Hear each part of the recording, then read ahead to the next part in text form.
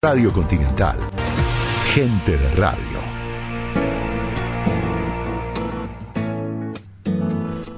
...36 pasaron de la hora 19 en toda la República Argentina. Recibimos un gran amigo y un gran economista. Me estoy refiriendo a Diego Giacomini. ¿Cómo te va, Diego? Placer enorme saludarte. ¿Qué tal? ¿Cómo andas, Gideon? Muy bien, muy bien. Muy bien, no estoy leyendo los diarios, no estoy haciendo un programa informativo. Estoy bien. Bueno. Ay, Dios mío. Bueno, a ver, para vos la revista o el periódico The Economist de Gran Bretaña, ¿es un periódico serio? A mí no me gusta, pero bueno. Bueno, y sí, ahora te va a gustar menos, porque en The Economist sostienen que Massa es lo único que se interpone entre la Argentina y el caos. Ah, mira vos qué bien. Hermoso, ¿no? Yo como leí, digo, ¿qué pasó acá? Yo no sabía que decían, yo no leo Economist, me parece una revista nefasta, porque es una revista que es el fiel exponente de la asociación inmoral que hay entre burócratas del Estado haciendo política en general, política económica en particular, empresarios que hacen negocios asociados con los políticos y en el medio los economistas, que como yo siempre digo es una profesión sobrevalorada y parte del problema, ¿no? que ejerce la profesión enquistada en el medio de esa asociación inmoral. ¿Okay? Bueno, lo vimos aquí en la República Argentina con este tipo de gobierno populista, obviamente, digo. No tengas duda, aparte hay que poner en contexto todo. Acá hay una gran vergüenza que pasó hace 48 horas, que nadie dice nada a nivel mundial. Ben Bernanke acaba de ser galardonado con el premio Nobel. Exactamente. Es una gran demostración de la inmoralidad supina de cuando la profesión de economista está enquistada en esa asociación inmoral entre los burócratas del Estado, el poder político, y los empresarios y del poder económico concentrado que hacen negocios entre ambos. ¿Por qué digo esto? Ben Bernanke es el padre ejecutor e intelectual de este desmadre monetario que tiene Estados Unidos en particular y el mundo en general, porque Estados Unidos es entre el 17 y el 20% de la economía mundial. Exacto. Y justamente su moneda fiat, o sea, que puede ser emitida hasta el infinito sin ningún respaldo, emitida por la Reserva Federal, fue emitida a mansalva por el señor Bernanke a partir del 2008-2009, después de Lehman Brothers, multiplicando la cantidad de base monetaria de manera exponencial. Claro, totalmente. Bueno, generó una gran burbuja, de valor ficticio de activos reales, de valor ficticio de activos financieros, un efecto riqueza artificial que impulsó en forma artificial el consumo no sustentable, la mala inversión, y como bien indica la escuela austríaca, eso dio lugar al ajuste deflacionario que hubo a final del 2019, principio del 2020. Bueno, ahí en 3 meses el Nasdaq, el Dow Jones y el S&P 500 redondeando cayeron entre 30 y 35%. ¿Qué hizo la Reserva Federal? Siguiendo las recetas de Bernanke,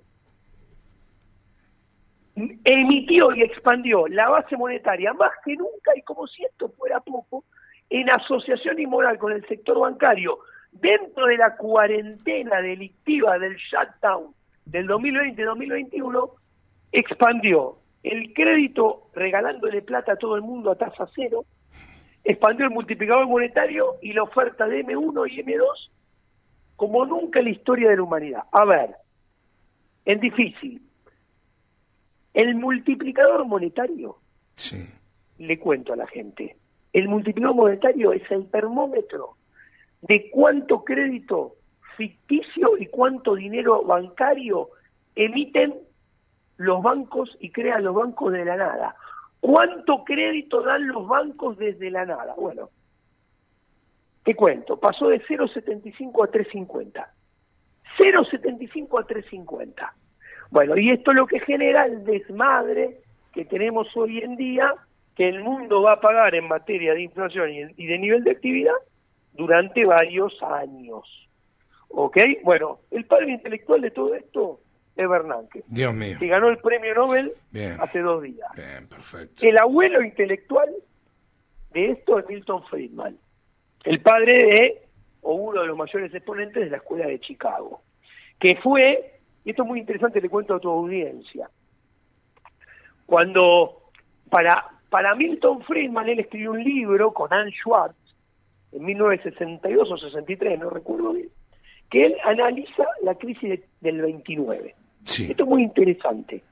Él dice que la crisis del 29 fue porque Estados Unidos, entre 1929 y el 33, no abandonó el patrón oro, que era lo único que le ponía un límite a la A la emisión monetaria, claro. Monetaria de sus cómplices, los políticos, que deberían haber abandonado el patrón oro enseguida para poder emitir e inflacionar la economía como hicieron ahora en el 2020, como hizo en el 2008 Bernanke. Ahora, ¿qué era interesante? Ese libro es 1962 o 63, repito, no me acuerdo. En el 2002, que sí me acuerdo, Friedman cumplía 90 años. Entonces se saca una versión especial para el cumpleaños de 90 años del libro de Great Contraction, la gran contracción, Sí. de Friedman, y se le agrega un capítulo al libro. ¿Sabe de quién es ese capítulo? No me De digas. Ben Bernanke. Bernanke escribe el capítulo. Bernanke, que era gobernador de la Reserva Federal en el año 2002, todavía no era el presidente de la Reserva Federal, que fue presidente cuando fue Lehman Brothers en el 2008. ¿Saben cómo termina el capítulo que escribe Bernanke? Termina de la siguiente manera. Dice, conclusión, lo digo en castellano. Quédese tranquilo, gran maestro. Hemos aprendido la lección. Si alguna vez vuelve a suceder algo parecido a la crisis del 29, quédese tranquilo. Esta vez no va a pasar. Vamos a seguir sus consejos y vamos a emitir e inflacionar la economía. Dicho y hecho, después vino 2008, hizo lo que hizo, que ahora lo tenemos hecho en forma redoblada, y el mundo está pagando las consecuencias. De hecho, Bernanke sacó otro libro, que voy a decirlo en castellano, la tapa, que el título del libro es El coraje de actuar. Memoria de una crisis y de su solución. Y es un libro que él escribe que básicamente cuenta cómo decidió y cómo ejecutó un programa de emisión monetaria estratosférico para salvar a los bancos e inflacionar la economía en el 2008. Que Pelle lo debe haber leído 50 veces, ¿no? ¿Cómo? Pelle, claro. Dudo, ¿sabés que dudo que lo haya No, leído? Pelle no leyó nada, pero digo, está muy alineado, ¿no? Juanma Morales, que es un colega tuyo, te va a consultar. Sí, por favor. Hola, A ver, ¿tenemos un temita con el mic? Ahí, dale. Hola. Ah, capaz a ver, un segundo, Diego, ¿eh? Hola, Ahí está, perfecto. Si no tocaras el mic. No, No, vino alguna. Diego, ¿cómo estás? Juanma Morales te saluda. ¿Qué tal, Juanma? ¿Cómo andas? Bien, bien. Muy bien. Diego, te escuchaba atentamente. Para el ciclo de la economía austríaca, ¿no? Como vos explicabas recién, todo comienza con cuando se baja la tasa de interés, la gente, o sea, cuando el Banco Central de manera discrecional baja la tasa de interés, los empresarios empiezan a invertir en proyectos que parecen rentables con una tasa de interés baja, pero después, cuando la economía se sobrecalienta, la inflación empieza a tener efecto, el Banco Central empieza a subir la tasa y ahí se dan cuenta los empresarios que hay un montón de proyectos que a una tasa de interés bajarán rentables, pero que a una tasa que coincida con la cantidad de ahorro en la economía dejan de ser rentables y se procede a la liquidación de esos proyectos y así es como se sanea más o menos la economía, ¿no? Ahora, Exacto. ¿vos crees que en estos momentos estamos en esta etapa en donde el Banco Central empieza a subir la tasa y los proyectos no viables se empiezan a liquidar?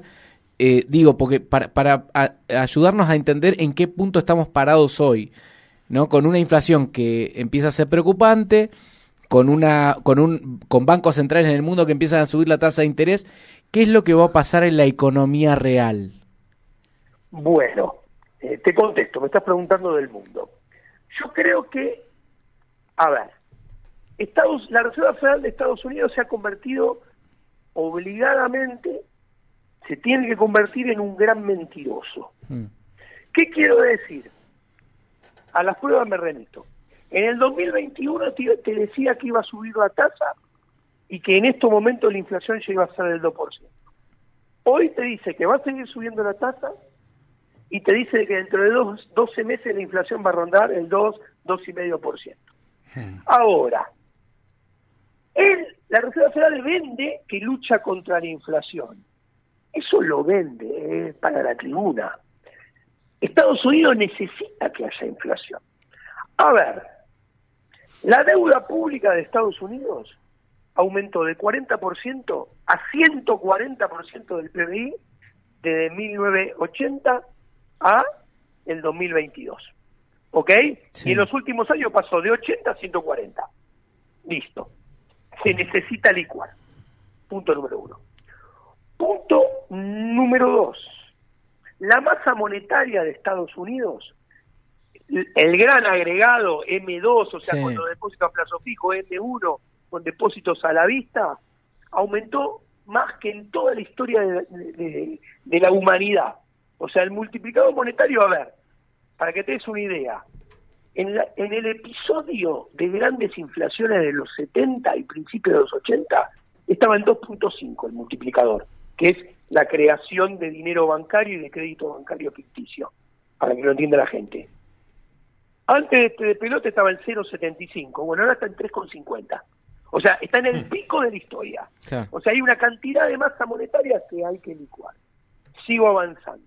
El gasto público aumentó entre 10 y 12 puntos del PBI y está en 45% del PBI. ¿Ok? Cuando Estados Unidos ya con niveles altos funcionaba al 32%. Hay que licuar el gasto público. El déficit fiscal en Estados Unidos está en 15 puntos del PBI. El que Massa quiere que acá sea 2,5 más los intereses 4, en Estados Unidos están 15. ¿Ok? Hay que licuar déficit. O sea, hay que licuar deuda, hay que licuar masa monetaria, hay que licuar gasto público, hay que licuar déficit fiscal. Y hay una sola licuadora, tiene nombre y apellido, inflación. Entonces, la Reserva Federal va a mentir para la tribuna por doquier, pero si le firmaran un cheque o un contrato diciendo que en los próximos 5 o 6 años puede vender que lucha contra la inflación y puede vender al mismo tiempo, bastante complicado, que una inflación tolerable es tolerable del 5 o 6%, sale corriendo y firma el contrato. Sin duda. Ahora, eso va a traer costos en materia de inversión y de nivel de consumo y de nivel de actividad. Estados Unidos va a ir a un escenario donde en promedio, en la tendencia de mediano plazo de estos años, ya no va a crecer al 3, 2, 8, va a crecer invento, conceptualmente menos, 1,5, por decir.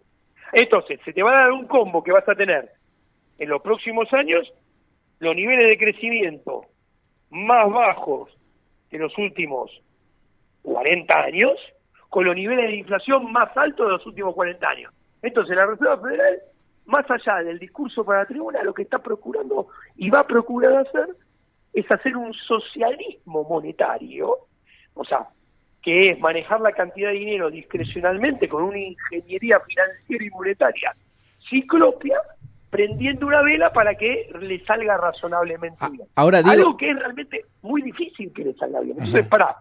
¿Por qué? Porque en el medio están los bonos de Estados Unidos que se pueden desplomar. Y si se le desploman, se mete en un gran problema.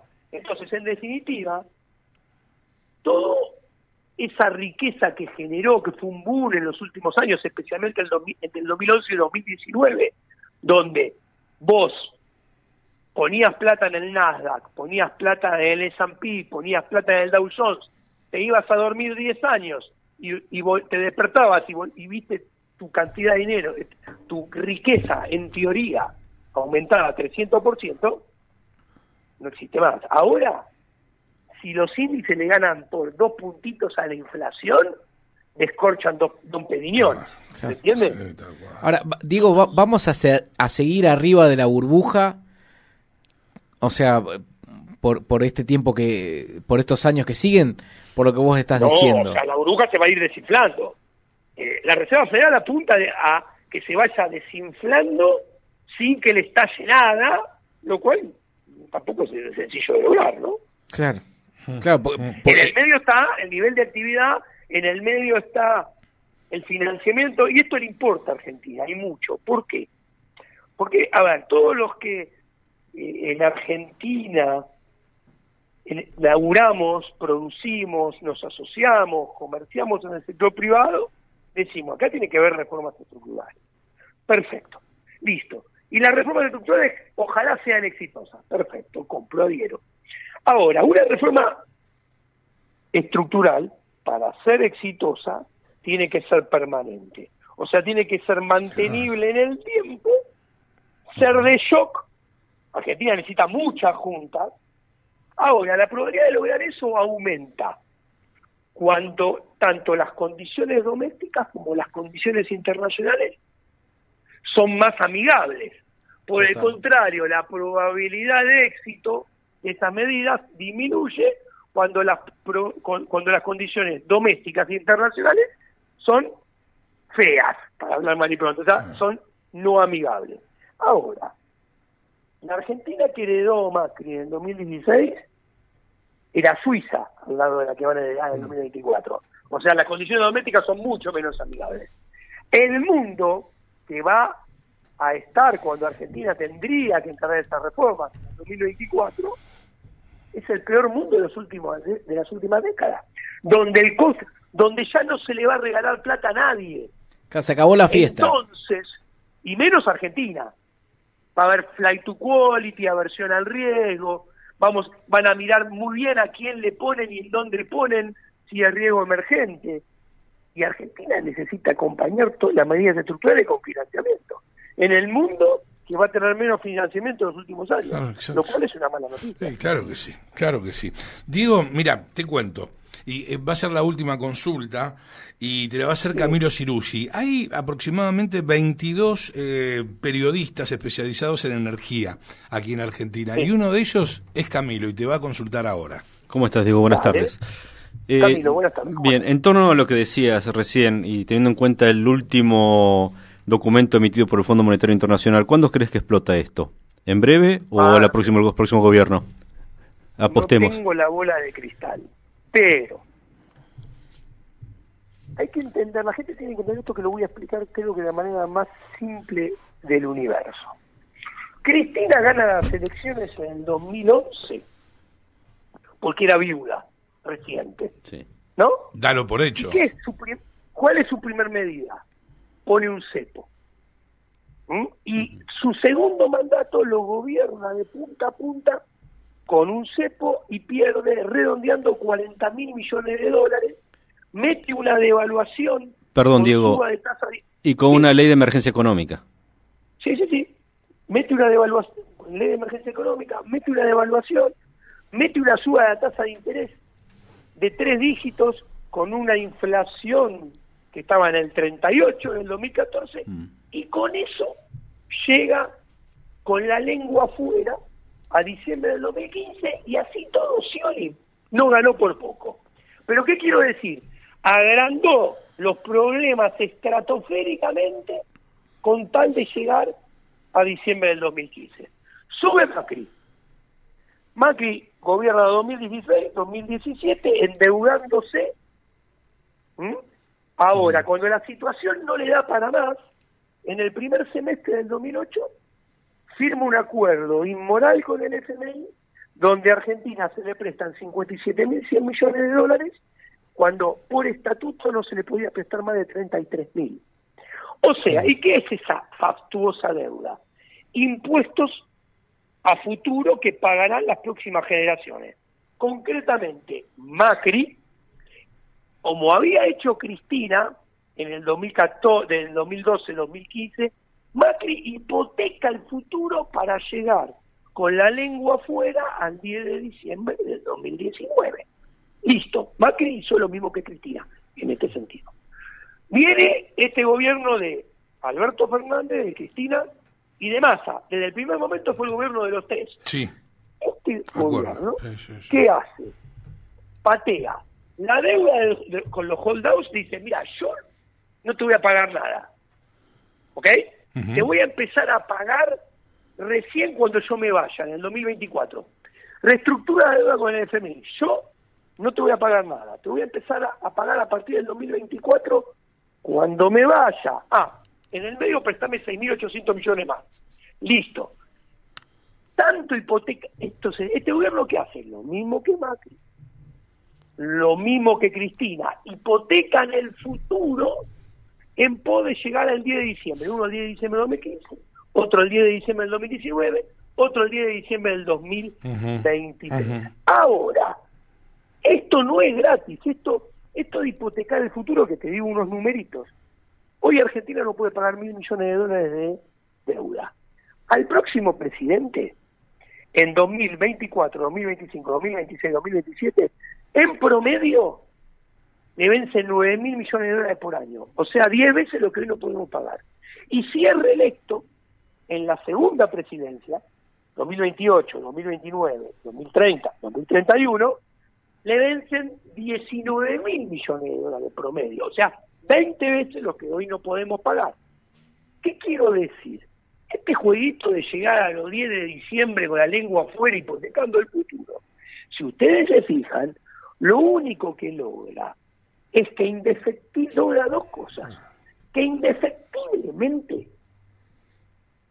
el gobierno que siga siempre es peor aún que el pésimo que estaba antes. Y logra peor resultados. Es inexorable, claro, porque la mochila de adoquines sobre la espalda cada vez es más grande y más pesada. Pero esto tiene un límite. Cada vez más difícil. Pero tiene un límite, tiene un final, digo, la espiral es siempre descendente. Ahí va, yo te voy a contestar. Bueno. Tranquilo. Bueno. Camilo, cada vez tenemos menos tiempo. Yo sé que está complicado el tema de Vaca Muerta, pero déjamelo hablar a Diego, por favor, te lo pido. Yo creo que si este gobierno llega al final del 10 de diciembre, que está por verse, con esta política así como está, no llegan al ciclo electoral.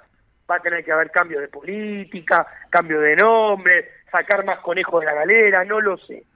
Pero si llegan al 10 de diciembre del 2023, las condiciones generadas, al menos a priori, como decimos los economistas, ex ante, para hablar en difícil, están servidas en la mesa para que vuelva a ser un gobierno que no termina el mandato, el próximo. O sea, que tiene que gobernar 2024, 2025, 2026, 2027.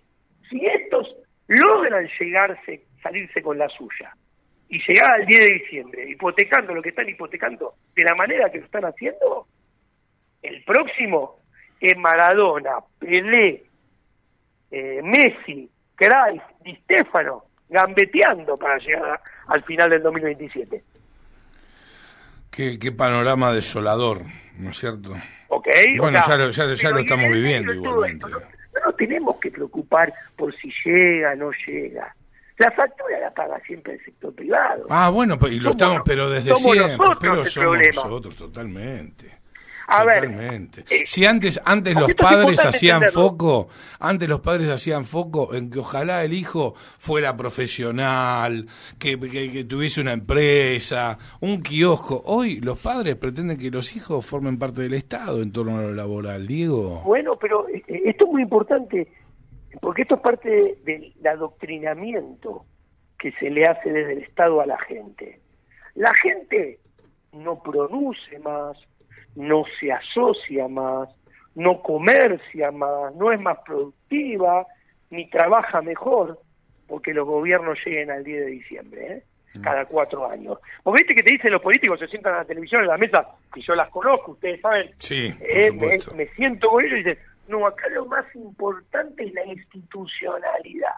¿De qué me están hablando? Acá lo más importante, a esta altura del partido, es la magia que hace el sector privado para poder comerciar, producir, asociarse, trabajar con todo lo que ustedes hacen para llegar al 10 de diciembre. Claro, es un delirio, total. Pero la gente tiene que empezar a internalizar esto, ¿ok? Sí, no, a ver, a las pruebas me remito. No sé, no quiere decir que sea parecido. Traigo una ilustración, no trato de demostrar nada. Traigo una ilustración del pasado. Alfonsín no llegó al final del mandato. Uh-huh. Y lo que hubo al principio tampoco dio pie con bola, ¿no? Pero en algún momento fue mejor que lo que hubiera entregado Alfonsín si llegaba a fin de mandato. Y mirá que no estoy defendiendo al gobierno de Menem, que yo no soy defensor del gobierno de Menem. Lo que sí estoy defendiendo es, muchachos, para el sector privado hay muchísimas más cosas importantes que la institucionalidad de llegar a los 10 de diciembre para cada 4 años. Eso es zaraza de lo que viven de la política. No, eso claro, está... es fácil de entender, sí, porque si no sí, llegan por tienen que supuesto. ir ellos. Bueno, por supuesto. Ahora van a llegar mucho más fácil al 10 de diciembre, y es lo último, si le quitan el respirador artificial al sector privado. Si sacan todos los cepos, si disminuyen impuestos, ahí no va a haber 10 de diciembre que exista, digamos, va a ser todo natural, ¿no es cierto? Y va a haber crecimiento de verdad, también tomando las medidas que hay que tomar, ¿no es cierto? Entre ellas, bueno, algunas de las que te estoy destacando, también reforma laboral, bueno, te hablé de la reforma tributaria, reforma previsional, me da la impresión, sin temor a equivocarme, Diego, que todo esto demanda un costo político que ninguno por lo menos, en mi punto de vista, ninguno de quienes conforman esta casta están dispuestos bien digo a pagar. Obviamente que no, por eso no se van a hacer, porque si se liberara todo, los que pagan todas las facturas son los políticos. Son los políticos, no nosotros. Son los políticos, claro, los que pagan. Y yo le quiero decir a tu audiencia, la palabra reformas estructurales dice en realidad poco. Hay que desarmar todos los monstruos que crearon los políticos. Son las reformas estructurales. Tal cual, no, está claro. Diego, como siempre, un placer enorme haberte recibido en nuestro programa y será hasta muy pronto, ¿sí? Bueno, espero que les haya gustado esta conversación. Por supuesto que sobre sí. Sobre todo a tu audiencia, que en definitiva es el cliente. No, eso dalo por hecho. Bueno, muchas gracias, Diego. Un abrazo, Diego. Quiero que me mandes el audio después. Por supuesto que sí, por supuesto. El técnico ya está trabajando en eso. A vos, Diego. Abrazo, Diego. Hasta Gracias. siempre. Hasta luego. Abrazo a los tres. Chau. Lo escuchabas a Diego Giacomini, destacando, bueno, panorama bastante complejo pero real del acontecer económico del aquí y ahora, bueno, y de lo que se viene. ¿Sí? Es que no existen los cambios que realmente se tienen que dar, no solamente en la República Argentina, sino en el mundo. Pero bueno, nosotros somos responsables de lo que nos pasa, obviamente, y fundamentalmente los políticos. Que es cierto, la reforma que hay que hacer, ¿sí?, tiene que ver casi con exclusividad de lo que determine el sector político de la República Argentina.